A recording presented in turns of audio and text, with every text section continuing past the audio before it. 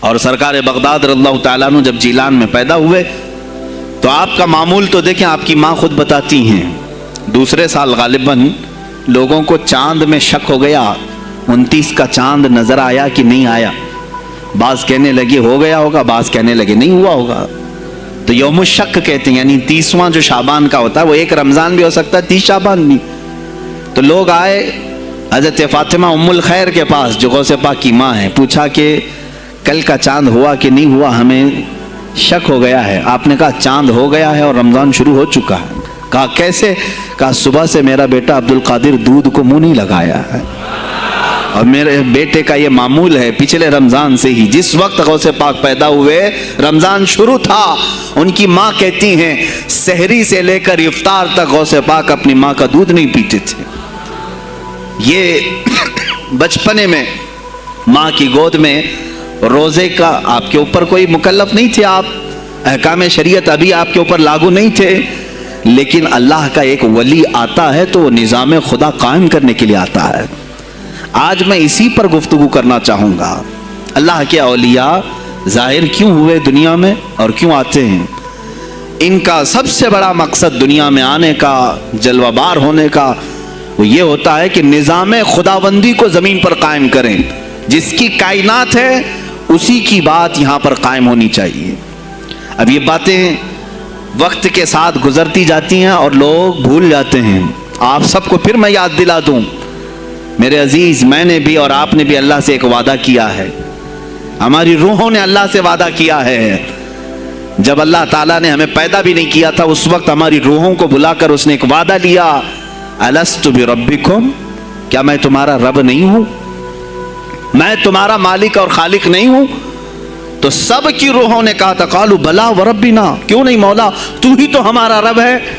رب تعالیٰ نے فرمایا کیا تم اسی وعدے پر برقرار رہو گے دنیا میں جانے کے بعد؟ سب نے کہا تھا ہم وعدہ کرتے ہیں مولا اسی پر باقی رہیں گے۔ یہاں آنے کے بعد کتنے وہ لوگ ہیں جو اس کی ربوبیت کا اقرار کرتے ہوئے اس کائنات میں صرف اس کے گن گاتے ہیں۔ کفار و مشرکین تو وعدہ خلاف ہیں، توڑ دیے، انہوں نے اللہ کے علاوہ کسی اور کو خدا بنا لیا، لیکن تم نے اللہ اکبر تو کہا، زبان سے تو تم نے تسلیم کیا، لیکن تمہارا رہن سہن یہ بتاتا ہے کہ تمہارا مالک کوئی اور ہے، کسی اور کو راضی کرنے میں لگے ہوئے ہو، کسی اور کی دریوزہ گیری کر رہے ہو، کسی اور کی خوشامدی میں کھڑے ہوئے ہو، درباروں کے آستانوں کے دروازوں پر تمہارا کھڑا ہونا گھنٹوں پر کسی کو راضی کرنے کے لیے، یہ تمہارا عمل بتاتا ہے کہ تم نے رب اعلیٰ کو اکبر نہیں سمجھا۔ وعدہ تو تمہاری روحوں نے کیا تھا کہ تیرے سوا کسی کو ہم حاکم نہیں تسلیم کریں گے، حاکم اعلیٰ صرف اللہ ہے۔ اولیاء کاملین یہی بات یاد دلانے کے لیے آتے ہیں، پھر تمہیں یہ یاد دلانے کے لیے آتے ہیں، اور جس شان سے وہ دنیا میں آتے ہیں بچپن سے ہی ان کے حالات ایسے ہوتے ہیں کہ شریعت طاہرہ کی پابندی ان کے ہر قول و عمل میں نظر آتی ہے، ہر قول و عمل میں۔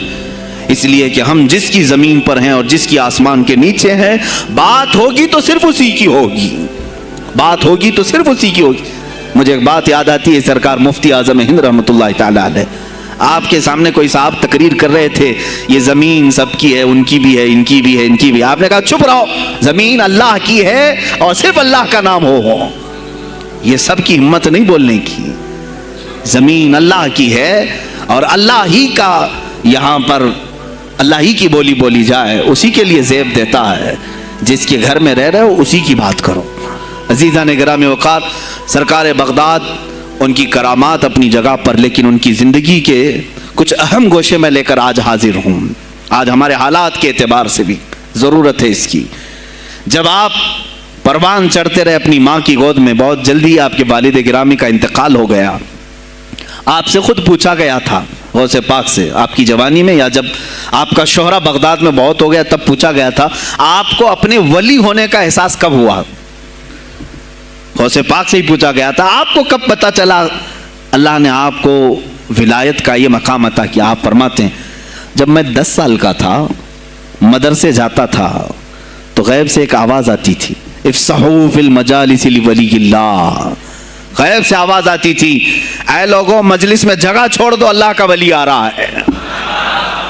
یہ آواز صرف میں نہیں، میرے استاد بھی سنتے، وہاں بیٹھے شاگرد بھی سنتے، اور سب کھڑے ہوتے تھے، جگہ دیتے تھے۔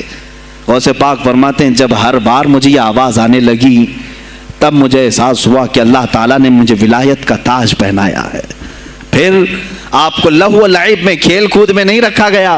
فرماتے ہیں ایک بار میں صرف ایک گائے کی پونچھ پکڑنے کی کوشش کر رہا تھا، گائے پلٹ گئی، فصیح عربی میں کہنے لگی الہذا خلقت ام بہذا امرت یا عبد القادر، اے عبد القادر کیا تجھے اسی کام کے لیے پیدا کیا گیا یا تجھے اللہ نے اس کام کا حکم دیا کہ میری پونچھ پکڑے؟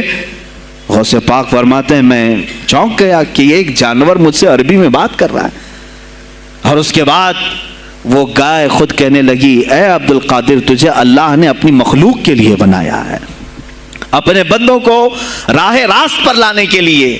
غوث پاک فرماتے ہیں اس کے بعد زندگی میں کبھی کھیل کود کی خواہش بھی نہیں آئی، کھیل کود کی خواہش بھی نہیں آئی، کبھی تصور بھی نہیں کیا